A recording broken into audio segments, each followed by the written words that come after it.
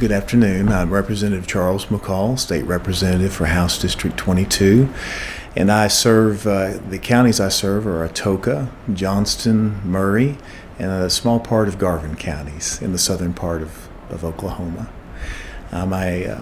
Originally, by profession, I'm a banker. My family has been in community banking for technically 4 generations, 3 of those in Atoka, and I have my wife Stephanie and I have been married for 23 years, and we have 2 sons, Chase and Carson, who are 17 and 14. So which is hard to believe, but it's been an honor to serve the people of House District 22 in the state of Oklahoma the last 4 years.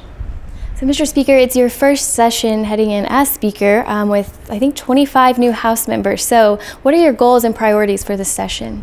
Well, this is a very interesting dynamic. In the entire body of the House of Representatives, 32 new members, 25 of them being Republican, 7 being Democrats. So nearly a third of our body is going to be brand new to the process and to the issues. And it will be very interesting. But they also will bring with them a brand new perspective, a perspective that's current and I think fresh in terms of they've been on those doorsteps this election cycle and listening to what people had to say in their district, and they'll bring that back in here, and I think you'll see that's what ends up being part of our policy in our agenda this year. So the budget is kind of the overall theme, overarching theme of this session. How do you and your caucus intend to tackle it? Well, we've already started on that process, and it was important to me as the incoming speaker and somebody with a business background to try to enhance our budgeting process, because, as you know, we are only in session 4 months out of the year. And so it's very difficult. It's a challenge to come in and just have 4 months to try to craft a budget that's $6-7 billion budget. So, and with our fiscal situation and those resources being finite in comparison to and scarce to a couple of years ago, we really have to identify and prioritize where our appropriations are going to be.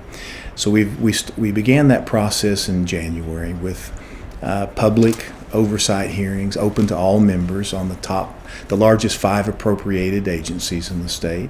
And I think it was very helpful, number one, to the brand new members that are coming into the legislature to serve, as well as the incumbents in terms of where those agencies spent the money that we appropriated last year, what their goals are and their objectives are for the upcoming year, and what their requests are going to be. And it also gave the public for the first time, I believe, effectively, the ability to be part of that process, whether they wanted to be here at the Capitol to view that or if they wanted to just watch it streamed over the internet. And so that started. It will continue to take a lot of our energy and a lot of our attention throughout the session. But at the end of the day, I feel like we'll meet the challenges, and we'll end up with a budget that is responsible and will serve the people of the state of Oklahoma.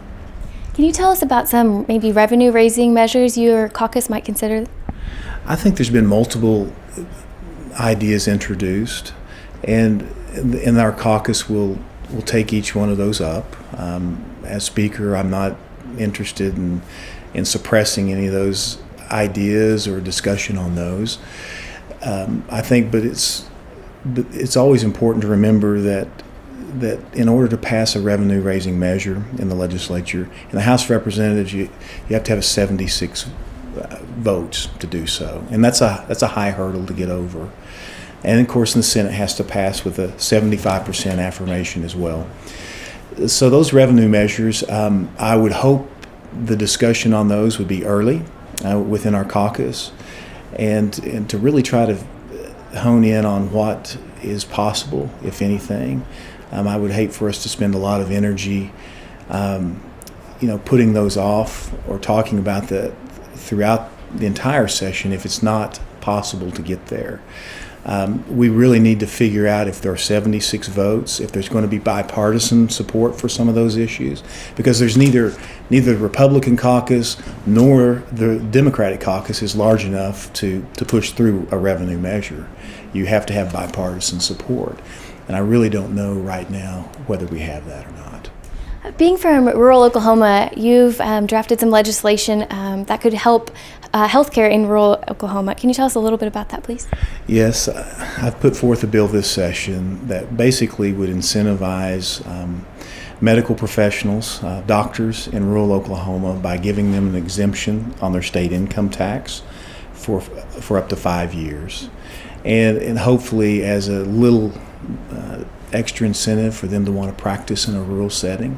Right now, access to health care in rural Oklahoma is very difficult, just for the sheer number of practitioners that we have. And having access to doctors is imperative for health care.